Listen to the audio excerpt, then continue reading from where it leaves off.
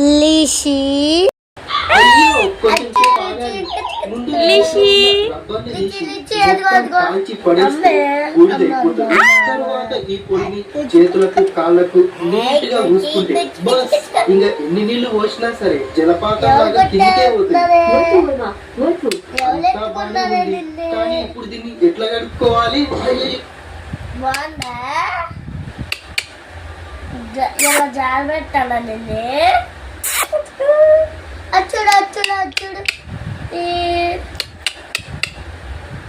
చాలా అమ్మా. అచ్చుడు అచ్చుడు అచ్చుడు అచ్చుడు అచ్చుడు అచ్చుడు అచ్చుడు